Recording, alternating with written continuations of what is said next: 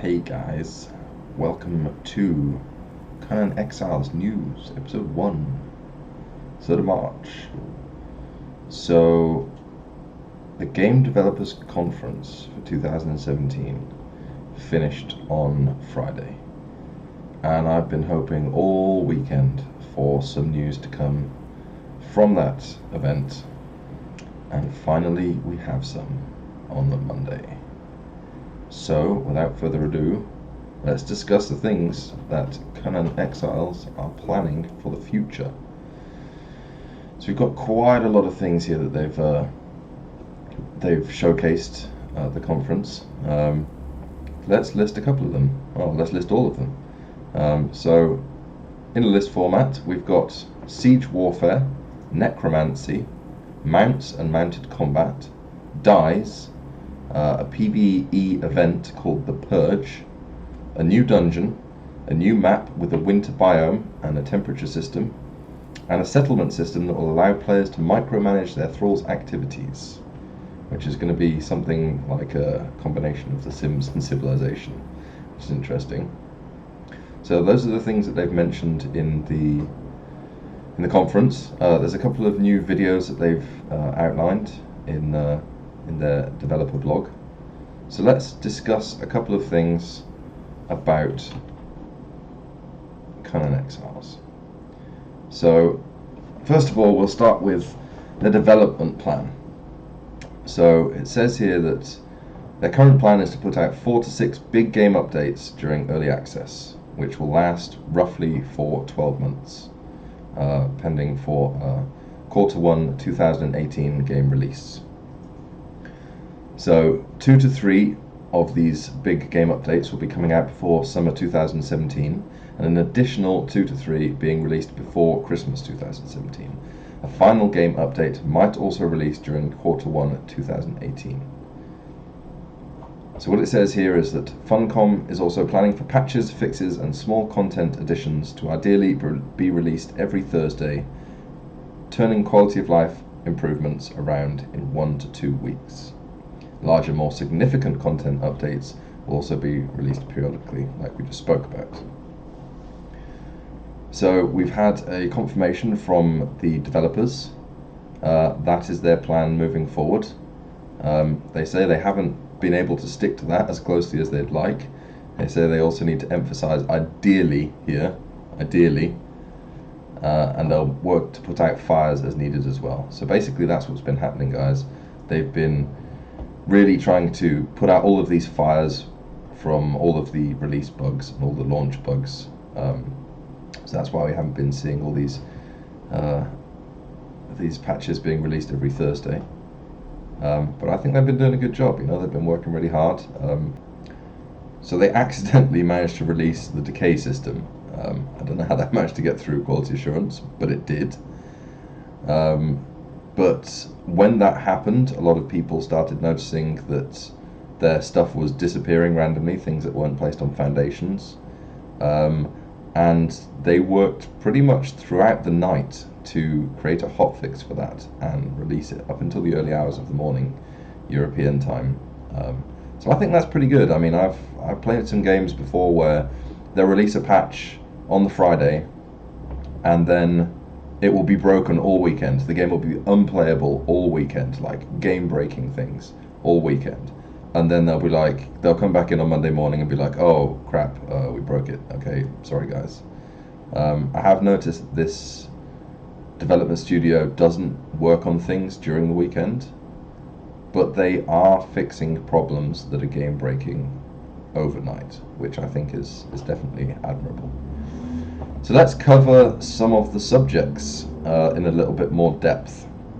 So the first one we talked about was Siege Warfare.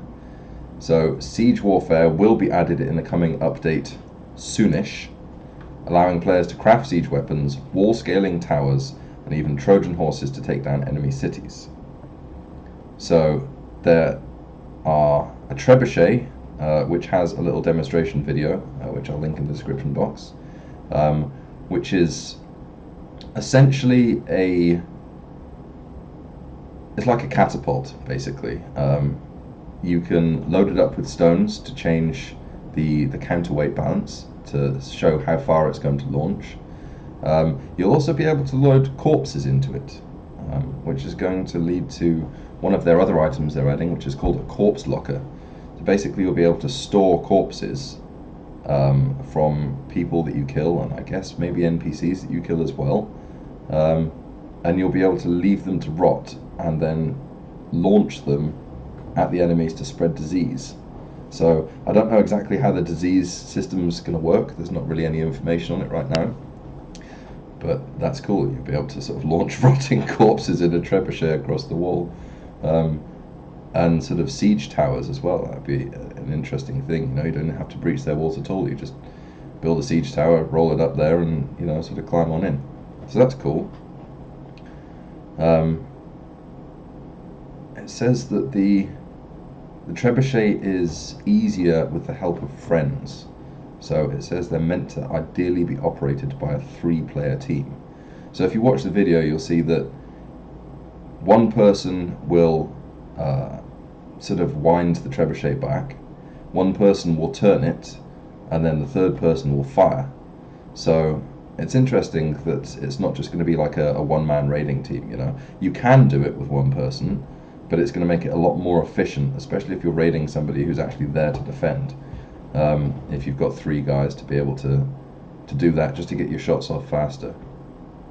Obviously, if you're in a fairly decent-sized clan, raiding another decent-sized clan, there'll be people defending your trebuchet as well as the people shooting it, so that's cool. The next thing I'm going to talk about is sorcery. Now, when sorcery is added, players will be able to experiment with necromancy by utilizing corruption and sacrificing base stats to gain new sorcery powers. So basically, the more corrupted you are, the more powerful your spells will become. But it also comes as a cost, because to gain power, you're forced to cut into your own health and stamina, making your body weaker. So basically, the corruption system we've got at the minute is just an annoyance. It's just a sort of soft limit on how long you can spend in a corrupted area, because you're just reducing your effective health and stamina. But this is saying that you'll actually need that corruption to be able to cast the spells. So you'll actually have to go to corrupted areas to make yourself corrupted to be able to cast those spells. Now, I don't know if you're going to stay at that level of corruption, or is it going to like use the corruption as like a resource, like a mana or something. So, you know, you cast a spell and it uses half of your corruption bar, for example, and then you've got to go and top up your corruption in a corruption zone. So that would be interesting. It would be a good way of balancing sorcery, I guess. You know, if people can only have a limited amount of corruption that they can get, they can only cast a certain amount of spells until they've got to go and redo that corruption. So possibly from a PvP aspect, that means that, you know, you're not going to be able to have sorcerers just come in and just wreck everyone else, and everyone's going to have to be doing sorcery stuff. It's going to make you weaker, and if you're only going to have a limited amount of corruption, then you're only going to be able to cast a certain amount of spells. We'll see how that one comes. It also says that it will in turn give you access to necromancy and summoning rituals, letting you call upon evil, twisted creatures to do your bidding for you. So there's mention of skeletons and being able to summon demons. So I don't really know how that's going to work. I'd assume that skeletons are basically just thralls. Maybe you can just sort of assign them to similar tasks like the regular thralls that you get. No idea about the demons. No idea at all. There's no extra information on those. But that's cool. Now, on the subject of thralls, I guess, through skeletons, the thrall system will see an expansion through something called the settlement system. It says it adds city life, thrall schedules, barracks, farming, and trading. So having schedules and barracks sounds cool. And definitely farming and trading, because we don't have any farming in the game at the minute. So some form of farming would be really nice. I don't know if that means that you'll be able to send them out and gather stone and wood for you, or whether it's going to be the more traditional sense of farming, you know, actually planting seeds and vegetables and growing them, which is interesting.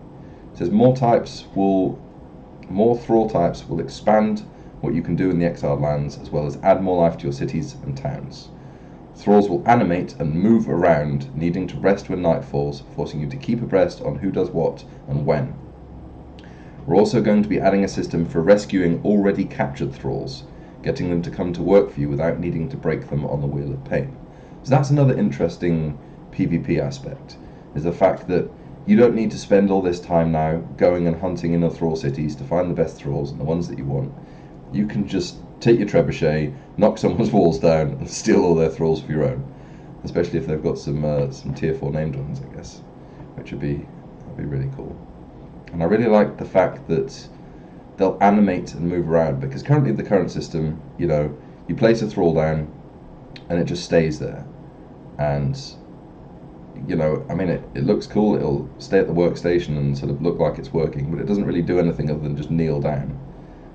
The archer ones just stand in a place and shoot stuff, and the fighter ones just stand in a place and then they'll chase after you if you come too close. So being able to actually have them walking around your town, that sounds really cool. I definitely like base building and building a city environment myself a lot in this game, and being able to sort of make it feel more alive by adding that NPC aspect to it that you can capture, I think that's really, really cool. And on the note of NPCs, there is a new event planned in the game called the Purge. Now this is a PvE event revolving around a massive NPC army that will congregate at the edge of the map and proceed through the map somehow. I'm not exactly sure how. And basically you're going to have to try and fight these guys or try and hide from these guys. So it's basically, if you don't live on a PvP server, you build up all your base's defenses, but you don't really have anything to defend from. So I guess this is sort of some event where you can still build an awesome place and have to design it defensively, but not have to play on a PvP server where you're going to have all the saltiness and other people just nicking your stuff and trolling you and all that nonsense. You'll actually have to defend against NPCs.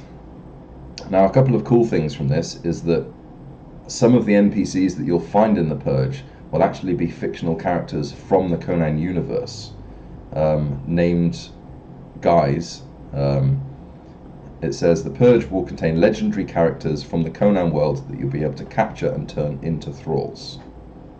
So that's really cool. So there's going to be named guys from the Conan universe that we can actually capture from this event and then turn into thralls. So I guess they'll have nice new abilities, which is really cool. New content's always good, right? Now, mounts. Mounts are going to be huge, especially when they add the new biome, because it's not too slow running around the map right now, but it's a real pain in the ass if you want to have a base anywhere other than the northwest towards the end of the game. Because if you've made your first base in the south and you really like the location that you've built in, and if you're playing on a vanilla server and you spent hundreds of hours making your base look really cool, you don't want to have to then go and make a whole new base somewhere else, right? So being able to travel around the map much faster, I think is going to be really cool. So let's read a bit about this. It says the first group of larger updates will include mounts that players can find and tame out in the game's open world. So that sounds like it's going to be coming fairly soon, which is nice. I guess Siege Warfare will be added first, maybe? Who knows? Anyway, we're told players will be able to steal them from others or fight creatures and drag them back to their city to be housed in the taming area. Larger and more powerful mounts will require multiple players to capture. So I'm not sure how that's going to work. Maybe it just means that, like the dragons, currently you need a group of players to take them down because they're really tough and they've got loads of hit points. Maybe you're going to need multiple players to smash them with clubs because they've got loads of hit points. I don't know how that's going to work. But it's interesting that, it's going to require some group effort to get some of the larger creatures. So that's cool. So the developers said that it's a bit too long-winded the way that other games have had mount taming. So what they're trying is a somewhat less painful, more active approach. So you'll be able to knock out the animals just like you do with thralls in the game, drag them back to your base and put them in the pet training area. So I guess that's going to be some item that you can build similar to a Wheel of Pain, which will allow you to tame mounts over a certain period of time, or with some sort of input that you need to put into them. I don't know. It might be some kind of food. It might be some action that you need to perform. The mounts will have different capabilities though, which is interesting. So camels, it says, are great pack animals. Horses will allow for mounted combat with swords, lances, or bows and arrows. And elephants and rhinos can be used to smash down the walls of enemy forts and cities. They'll also be adding animal thralls that will work as pets and transport for players, as well as mount and pet gear, so you can customize your animal companions. So let's talk about mounted combat for a start. Mounted combat, although interesting, isn't something that I'd really put into this game. I mean, I don't really see any benefit for mounted combat other than the fact that when you're riding around on your mount, you don't have to get off it to fight. Although, if you can only have mounted combat on a horse, surely, you know, if you're running around gathering materials, you're going to want to take a camel with you. And if you're playing on a PvP server and you're riding around on your camel, you know, you're still going to have to get off to fight stuff. So I don't really see how that's going to work. I mean, it's cool, don't get me wrong. Mounted combat's awesome. It'd be nice to run in with all your mounts and sort of have a battle that's not just involved with raiding your guy's base. You know, you can go roaming, find a group of people, you're all riding around on your mounts, and you just slaughter them on your mounts. So that's cool. Mount and pet gear. Now that is something that's really awesome. I love customization in games, and having gear to customize your mount and your pet, like, I don't know, maybe a different kind of saddle or some kind of barding or something, I think that would be really cool. I'm really looking forward to that. Now, on the subject of customization, another thing they've mentioned are dyes. So there's going to be a dye crafting system that can be used to change characters' color schemes. Now, you can gather color pigments from resources in the environment and craft them into dyes. Each piece of cloth and armor can hold several different colors, letting you put your personal touch on what you're wearing. Now, there's a video for this, which I'll link in the description box, which actually shows how some of the items are dyed. It's very similar to Elder Scrolls Online's dyeing system, which I think is a really good dyeing system. If you haven't played it, definitely check out the video in the description. But it's basically, you can color different parts of the armor. So look at my character right now, for example. So if you see my chest piece here, maybe I could color the shoulder plate something differently. I could color the bracings across my chest differently, and I could color my left arm differently.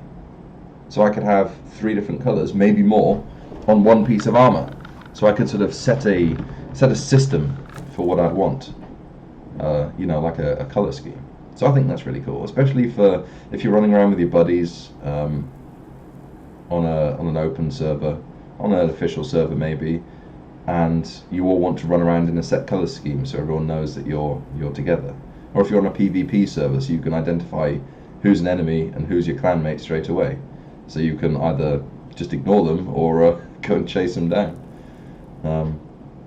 So yeah, dyes, definitely something I'm looking forward to. Like I said, I really love the customization options that the game will give. So let's talk about the new biome and what the new biome brings. So at the moment, all we've got is this desert area, which is a fairly decent sized area for the way the game is at the moment. But, you know, when you start getting to the top level, there's really not much for you to do in the desert other than come up in the northwest here and just kill everything around these salt flats and over in the set city over there. So having a new biome and a new area is going to be awesome. And personally, I'm not a big fan of the desert. So an area that's not desert would be really cool. Now this new biome is supposed to be a highland / mountainous biome. So there's going to be snow and mountains, lots of grass, lots of soil. So it's going to be a much greener sort of like highland area. Maybe the traditional sort of, I don't know, northern foresty sort of biome style. I don't know. But it does mention something which I think is really cool about the survival aspect of the game. So currently all we've got is hunger and thirst. So if you're thirsty, you'll die. If you're hungry, you'll die. Now with this new biome, they're going to add a temperature system, which means that you'll be able to craft possibly new types of clothes that will keep you warmer. So I guess it's going to be a much colder area, and you'll need to rely on survival more there, possibly. Like you'll have to balance your hunger and your thirst and your temperature. So that's something that's interesting.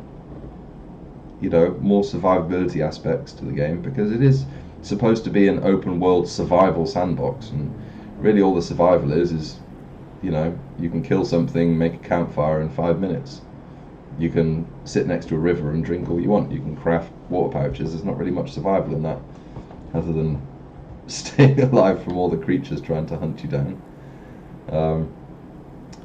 So yeah, new biome. I'm really looking forward to that. That's definitely a place I'm going to move my base to when that's released. And finally, the final piece of news is that there's a new dungeon that they've been creating. There's also a video to that in the description.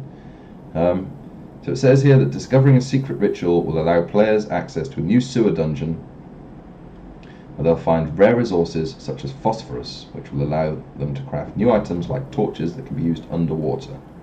There's also a simple puzzle that fills a chamber with water, allowing you to swim to a previously inaccessible level of the dungeon where you can find a new boss to fight, which looks epic. It's interesting in a survival sandbox to have sort of like a puzzle dungeon. And I think that's really cool, because I played quite a few survival sandboxes and none of them really have any dungeon content to do. You know, you go out, you kill people, you build stuff, you try and stay alive. There's no real puzzles or dungeons, and I like doing dungeons. You know, I've been gaming for a long time. I love doing dungeons. So having a dungeon where you've got puzzles in it and a boss at the end to fight, that's really cool. Especially the fact that you can get new resources in there. So, you know, as a reason to go there, even if you don't like doing dungeons or puzzles or want to kill the boss, there's still a reason to go there to get the resources to craft the new things. And I think it's nice that they've added a new dungeon. I'm hoping that they're going to add more new dungeons in future. I mean, sure, there's a huge amount of places here in this game world that they could add as dungeons, so that's really cool. So guys, basically that wraps up this news that they've released. PAX East will be coming up soon in the next couple of weeks. So I don't know if they're going to be releasing any more information at that event. So stay tuned, guys. So I'll try and keep you updated with any new additions to the game or anything that's newsworthy. So guys, if you liked the video, please like it. If you found it helpful, please leave a comment telling me you found it helpful. If you didn't like it, just dislike it. That's cool. And if you want to see more content, please check out my other videos, Conan Exiles Top Mods and Conan Exiles Guides, and subscribe if you want to see more content. Well guys, I hope you liked the video. Laters.